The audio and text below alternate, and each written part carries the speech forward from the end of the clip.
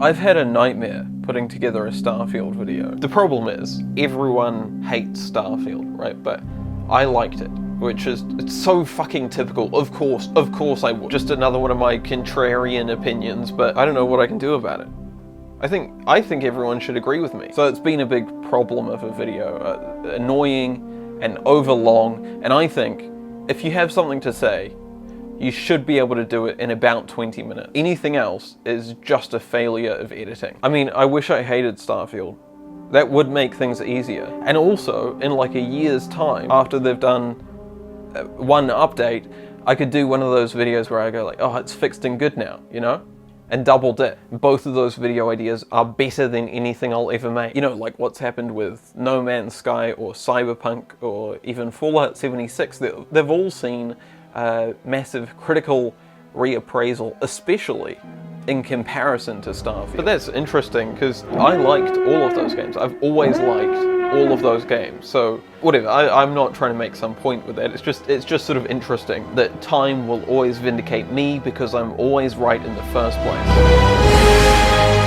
But it's not a surprise to me or anyone that people are mad about Starfield. It's sort of obviously overhyped. It's a Bethesda game. It was clearly going to be just okay. Whenever a game comes out, the question is this the best game of all time, or is it absolute fucking dog shit to get pissed off about? And I don't think anyone had any question for a second about which one of those Starfield was going to be. Like, I watched all the promotional material they put out. I wouldn't normally do that. I don't have an interest in promotional material, but I thought I could get a head start on making some content.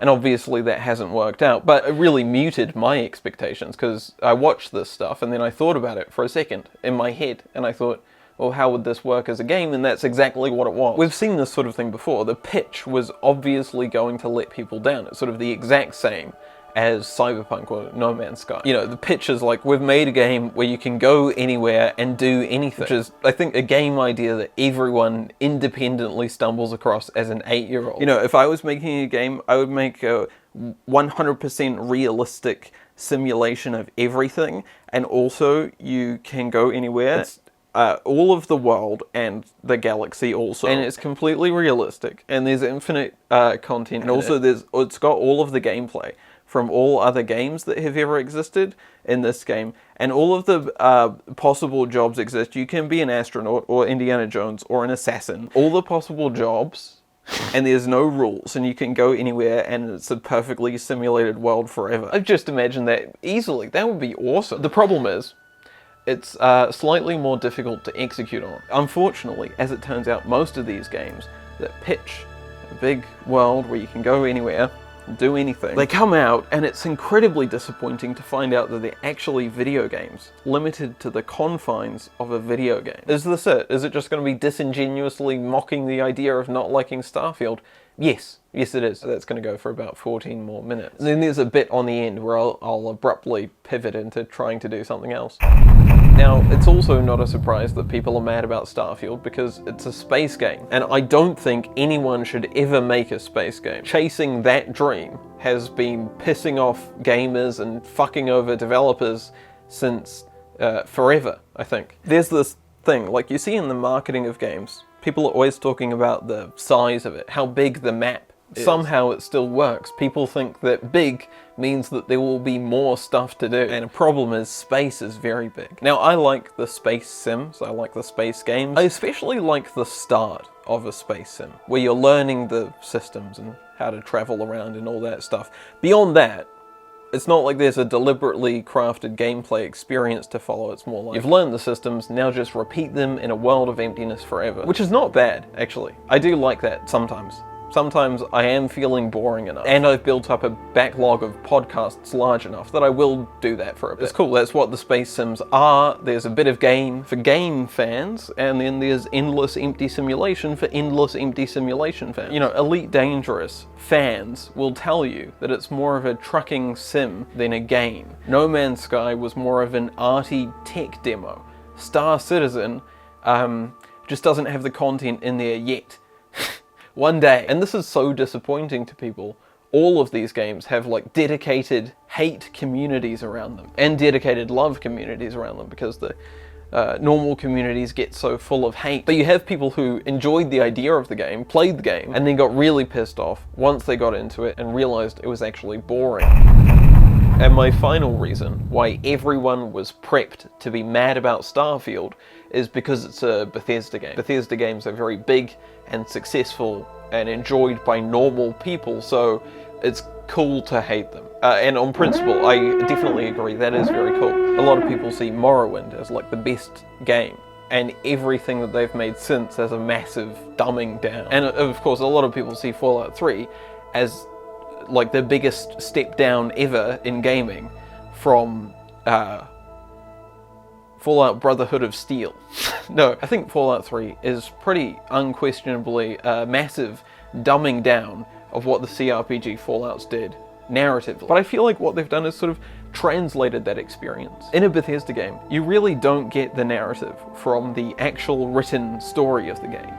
You get it experientially. These are paper-thin worlds filled with tropes and archetypes and surface-level versions of all different game mechanics. They really go for like breadth and player agency. They build these games to be games around the player. They're pretty casual, mile-wide, inch-deep sandboxes that give you the tools to dick around. When I played Skyrim for the first time, I remember I went round all the cities and I stealth killed every guard and collected their shields for my house. Now, I never finished the main plot of Skyrim. Who gives a fuck about the main plot of Skyrim? But that was a perfect game. Really, that is what these games offer. They are big dumb games, but they are Bethesda games, and I feel like Bethesda has got quite good at making Bethesda games. I think at this budget level, they have the most uncompromising vision. Actually, I think Elden Ring cost about the same as this. So,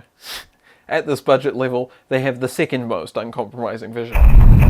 Now, a lot of people have genuine, clear disappointments with the game, and I'm not trying to dismiss that, but but I have some more inflammatory bait to get to. Statistically, most gamers are only going to play a couple of brand new games every year and get mad about the rest of them. All the ones that they don't play. You've got like a strong negative emotion and a topical hook, and that's just a wonderful space for online content monetization. Unfortunately, every gaming content creator is a stupid worm, so they can't do criticism, they have to look for nitpicks. Everyone turns into CinemaSin. What is immersion breaking? What is glitching? What gameplay systems from other games aren't in this one? If something has happened in a game before, I don't see any reason why it shouldn't be included in every subsequent game. It's just the lazy devs, I think.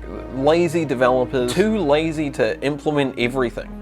They don't know the hustle and grind of the gaming content creator. Instead of the developer apology letter, you get the gamer's gripes letter. With Cyberpunk, the big one, if you remember, was the AI, the NPC AI. They were supposed to all have daily routines, but they didn't. You know, they just spawned in and walked about like normal. So that was why. That was why Cyberpunk 2077 was a bad game. With No Man's Sky, if you remember this one, the big complaint at the time, at launch, the biggest complaint was that you couldn't manually fly between solar systems or into the sun. That was the big one. And also the skybox around the solar systems was a skybox texture. It wasn't like actually stars being simulated out there. So that was the big problem with No Man's Sky at launch. But of course, those games are fixed now, so I assume those things have been addressed. What?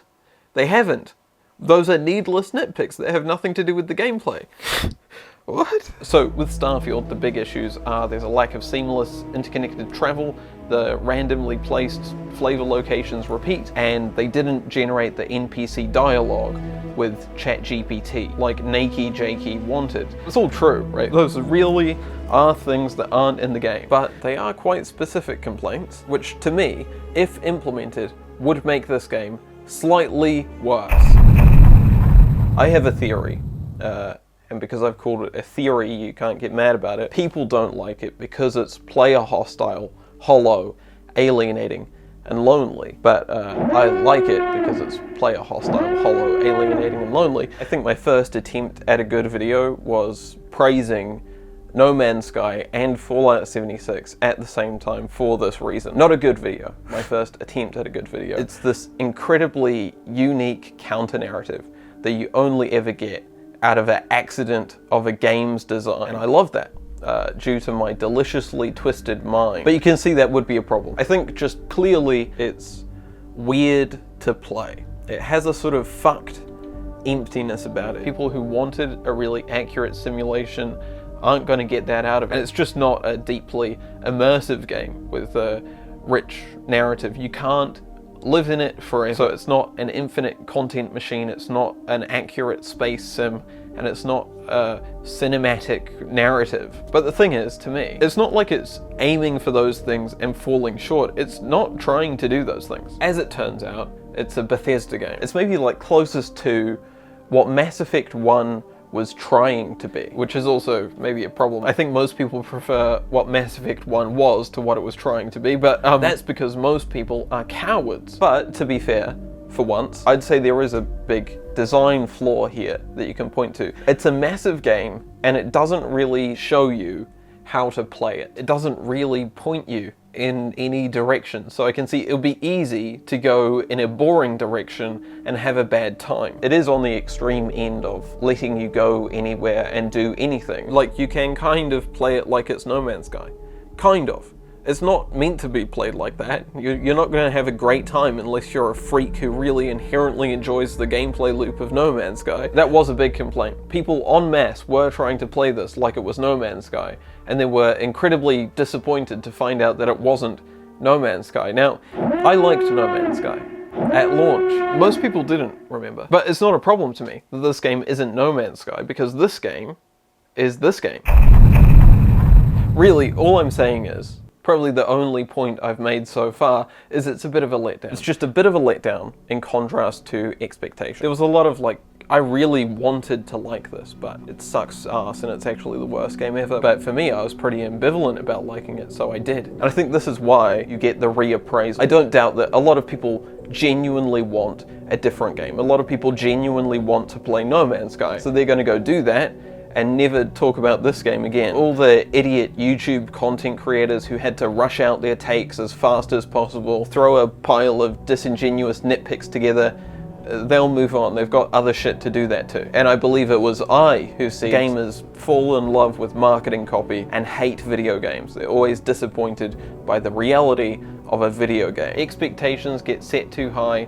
A game comes out, it's not the best game of all time, so that means it's dog shit. So then the expectation is that it's going to be dog shit, so anyone picking it up is going to be like, wait, this is actually good. Either that, or mass audiences are genuinely focused on the nitpicks and love nothing more than pointless bloat. And it's just this whole it's fixed and good now phenomenon. It just doesn't sit right with me, because it sort of suggests that the stupid gamers' vile posts were correct and justified. The lesson learned from the No Man's Sky launch was like, you know what's a crucial part of the promotion cycle? Cyberbullying. If we lean into saying that we've fixed the game, then we can get all that goodwill too. And it just doesn't sit right with me. Because it's like that mass backlash content is just not the sort of thing that I would make. So I'm never going to get those views. Now, when I was talking about the big, genuine complaints that people have about this game, I was fairly dismissive, so to smooth things over, I'll clarify further. The stuff that I've been probably the most impressed with here is the procedural generation. But of course, that's been the stuff that a lot of people have been really unimpressed with, and actually incensed by. These copy and paste locations everywhere. You know what that is? That's handcrafted content. In the long history of people complaining about procedural generation, the complaint has always been that it lacks the handcrafted design and becomes meaningless. So it's nice to see that they've solved that here. I've never seen it pulled off quite like this, and I didn't really expect to see it ever pulled off quite like this, but they've done it. It's a massive, consistent, procedurally generated galaxy full of beautiful worlds populated by Bethesda levels. Are there too few levels? I don't know. I counted it up. There's like thousands, but if you really limit it down to just entire dungeons with human enemies that only appear in random locations on planet surfaces with full interiors and loot and all that, there's about 40 of those. And I think that's enough. It's like the meaningless side content. If you're playing the game normally, like a normal person, you might see some repeats. You might see some repeats. If you're trying to grind out every single repeatable random flavor location, you're going to cut down on the time it takes to do that. So I wouldn't recommend doing that unless you want to do that. But then a big complaint is that the maps have limits. It's sort of a soft limit. After you've held down the forward button for half an hour, you can load into the next tile, but it's not completely seamless. So I wouldn't recommend holding down the forward button for half an hour to reach the edge of a map tile unless you really want to do that. To me, I've been amazed at how free you actually are. In any of the really densely populated cities on the planets, you can just jump the walls of those cities and walk out into the distance, and there's stuff to do. Random quests and flavor locations. It's just amazing. Not to endlessly experience that stuff, but to sometimes experience some of that stuff on the side. But then I think because people are trying to force themselves to do the unmotivated side content, they hate the traversal of the game and they want vehicles added to the game, presumably so that they can see all this stuff that they hate to see faster and run up against the limits of the game more easily. But to me, a lot of my favorite moments in this game are just walking about. There's always stuff to do, and you know, just the sense of awe and scale and the beauty of these worlds. You're in the middle of nowhere and there's a planet setting and the music's swelling and it sounds suspiciously like Princess Leia's theme. It's fucking magic. I genuinely think if vehicles were added to Starfield as it is, with the design and the pace that it has, it would only make it worse. Yeah, there's a bit of friction stopping you from endlessly doing pointless content. You can remove that friction, but it's just gonna smooth all the fun out of the game. But at the same time as wanting the planet traversal to be sped up until it isn't fun anymore, these same people want the space traversal to be slowed down until it isn't fun anymore. I like walking around the planets because there's always shit to do. I don't really want to spend a bunch of time sitting in space watching a timer go down because there is no shit to do. You mostly travel using the map, which is not like a space sim, where you'd usually hold down a button and watch and wait as you arrive at your destination. And Elite Dangerous is really great for letting you experience that, and it is a cool idea, and it is boring by about the second time you have to do it. But people found with console commands that you can actually speed up the player ship so fast that you can fly from planet to planet and actually load into a different planet's orbital map, which is insane. That's not an easy thing. There's a lot of tech limitations that stop games from doing that, so they've specifically developed the tech to allow this sort of No Man's Sky travel. And what that tells us is they've deliberately decided not to use it. I think probably the original intent for this game was to make a No Man's Sky clone, but then they've taken a look at what they've done and gone, where's the fun in this? Oh, there isn't any. Either we could add on to this system, keep building it out, add random encounters that happen as you travel, add all this stuff, or we just cut it. And for me, having played plenty of space games, I think it's a fantastic decision to just cut it. They've made the systems, but then found the fun. But the reason it feels boring to endlessly walk off into the middle of nowhere in Starfield is because you're not supposed to do that. This isn't a game that's going for infinity. It is going for that guided Bethesda gameplay loop. It's just a chill sandbox with a focus on crafted content. It's got that distractibility built in, and it's just great spaces for the player to fuck around in. But don't get me wrong, it is a flawed game. There's a lot of weird stuff going on here, and I think to me, actually the biggest problem is just the narrative. I do think it'd be better if the narrative was good at all. Yeah, the narrative sucks, it's full of bad ideas. It is player first, so there isn't any sort of tension between the player and the narrative, which is quite unique for a game. You know, you never feel bad about going off and doing random bullshit side quests because nothing here really feels urgent or necessary, and I think that's a deliberate creative decision that they've made. But the actual on-paper narrative, we have to admit, is a disaster. Sarah Morgan is probably the worst companion idea of all time. Your posh British bosses just following you around on any adventure you have and griping about everything. I think the execution is good, just the ideas are abysmal. Now this is where the video is going to shift into the big ending. Well, what a great point about society, you know, all that shit. I think it's pretty seamless, actually. If I weren't doing this right now, sort of structural fourth wall break callback to the last time that I whatever. You know, I don't think you would just accept it. I don't think you'd even notice.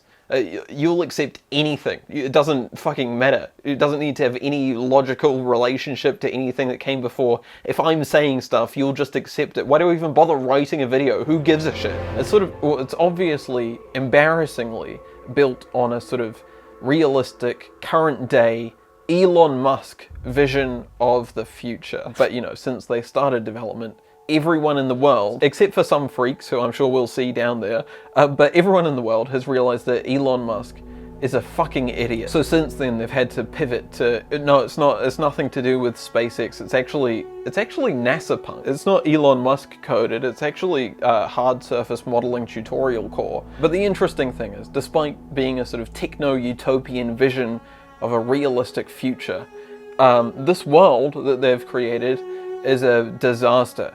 It seems like it really fucking sucks. It's miserable, it's lonely, it's war-torn. It's mostly just an empty nightmare. The feeling that I get from this game, from No Man's Sky, it sort of ties into our dreams of space. In reality, we have this feeling that space travel is an inevitable near-future thing. This game imagines a possible future that feels tactile and real, but it's not. Space is dead and full of empty nothingness. There's nothing for us out there. The feeling that I get from this game, from No Man's Sky, it's sort of like that Carl Sagan pale blue dot stuff, you know, where he's like, the Earth is just a speck of dust, infinite nothingness. So actually, this, here and now, matters even more. I'm not going to do it justice. I'll just play the clip. What the fuck is stopping us from just throwing ourselves off a bridge and giving up and saying, yeah, the planet is dying, the government hates us, the animals are leaving, the aliens aren't contacting us, we might be alone, it just might be you and me,